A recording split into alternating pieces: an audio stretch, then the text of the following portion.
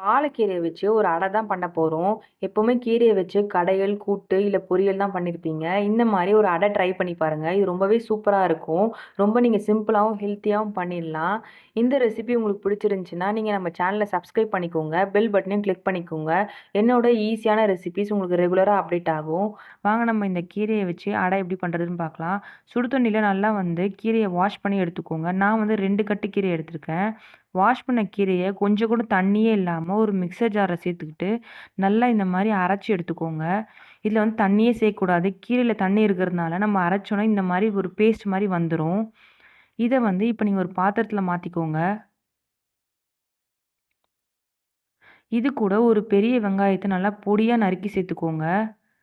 ஒரு பச்சை மிளகாவ விதையெல்லாம் எடுத்துட்டு, நல்லா இந்த மாரி சின்ன சின்னதா கட் பண்ணி எடுத்துக்கோங்க. உங்களுக்கு பச்சை மிளகா வேண்டான்னா, நீங்க சில்லி பவுடர் 1/2 ஸ்பூன் சேர்த்துக்கோங்க. கருவேப்பிலை, கொத்தமல்லிய நல்லா பொடியா நறுக்கி சேர்த்துக்கோங்க. 1 கப் அளவுக்கு ராகி மாவு நான் எடுத்திருக்கேன். உங்ககிட்ட ராகி மாவு இல்லனாலும் பரவால்ல. நீங்க கோதுமை மாவு எடுத்துக்கலாம். இல்லனாலும் கம்பு மாவு எடுத்துக்கலாம். வெண்சோள மாவு கூட எடுத்துக்கலாம். இது எதுவுமே இல்லனாலும் அரிசி மாவு எடுத்துக்கலாம். எந்த மாவு வேணா நீங்க எடுத்துக்கலாம். நான் ராகி மாவு சேர்த்துருக்கேன். உங்களுக்கு எந்த மாவு பிடிக்குதோ நீங்க அந்த மாவு எடுத்துக்கோங்க. 1 கப் அளவுக்கு ராகி மாவு சேர்த்துக்கிறேன்.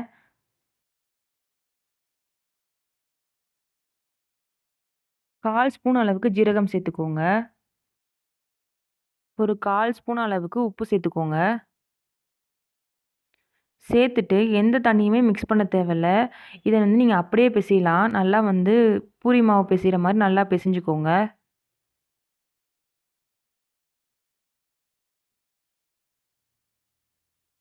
கீரைய கட் பண்ணி கூட சேர்த்துப்பாங்க. உங்களுக்கு அந்த மாரி வேணும்னா கூட நீங்க நல்லா பொடியா நறுக்கிட்டு கூட சேர்த்துக்கலாம். நான் அரைச்சு சேர்த்துருக்கேன். அதனால தண்ணி மிக்ஸ் பண்ணல. கட் பண்ணி சேர்த்தீங்கன்னா, உங்களுக்கு தேவையான அளவுக்கு தண்ணி நல்லா தெளிச்சு தெளிச்சு நீங்க இத பெசஞ்சு எடுத்துக்கலாம். இப்போ இது அடை தட்டுற பதத்துக்கு வரல. கொஞ்சம் மாவு தேவைப்படுது. அதனால இதில இன்னும் ஒரு பெரிய டேபிள் ஸ்பூன் அளவுக்கு நான் ராகி மாவு சேர்த்துக்கிறேன்.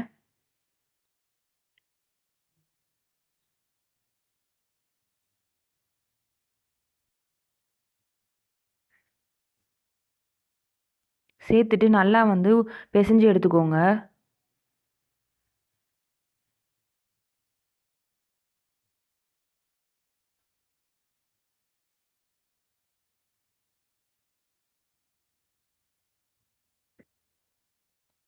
நல்லா பெசஞ்சு எடுத்துட்டு, இத ஒரு 1/2 அன் ஹவர் க்ளோஸ் பண்ணி வைங்க.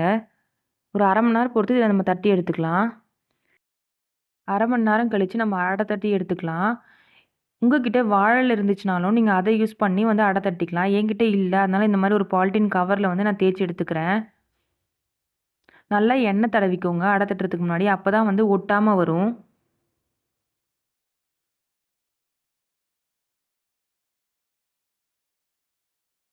நல்லா ஒரு பெரிய உருண்டையா எடுத்துக்கோங்க.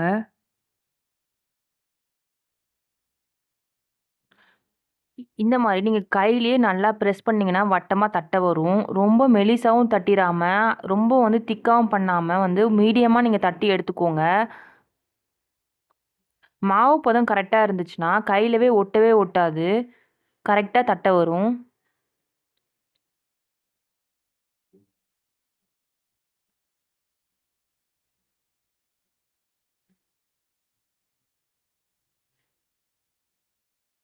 உங்களுக்கு எவ்வளோ பெருசா வட்டமா வேணுமோ, நீங்க அதுக்கேத்த மாரி மாவு எடுத்து தட்டி எடுத்துக்கோங்க.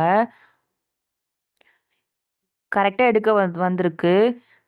மாவோட பதமும், எண்ணெயும் கரெக்ட்டா இருக்கிறதுனால, இது கரெக்ட்டா எடுக்க வரும். கையில ஒட்டாம வரும். சுட்டு எடுத்துக்கலாம்.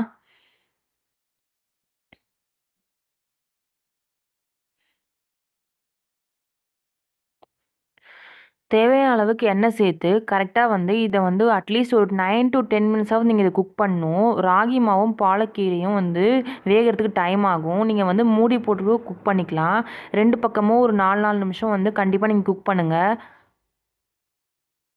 இத நீங்க மார்னிங்கோ இல்ல மதியம் சாப்பாட்டுக்கு கூட ட்ரை பண்ணலாம். நைட்டு மட்டும் சாப்பிடக்கூடாது. கீரை சேர்த்துருக்கனால நைட்டு சாப்பிடக்கூடாது.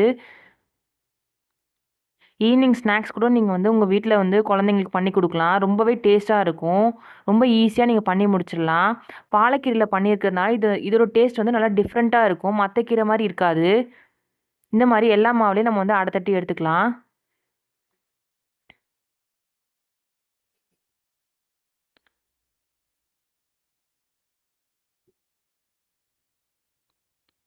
அவ்வளோதான் ரெடி ஆயிடுச்சு. ரொம்பவே சிம்பிளாவும், ஈஸியாவும் பண்ணிட்டோம். கண்டிப்பா இத ட்ரை பண்ணி பாருங்க. இந்த அடை உங்களுக்கு பிடிச்சிருந்துச்சுன்னா, கண்டிப்பா நீங்க நம்ம சேனல சப்ஸ்கிரைப் பண்ணிக்கோங்க. பெல் பட்டனையும் கிளிக் பண்ணிக்கோங்க. என்னோட ஈஸியான ரெசிபி வீடியோஸ் உங்களுக்கு ரெகுலரா அப்டேட் ஆகும். Thank you.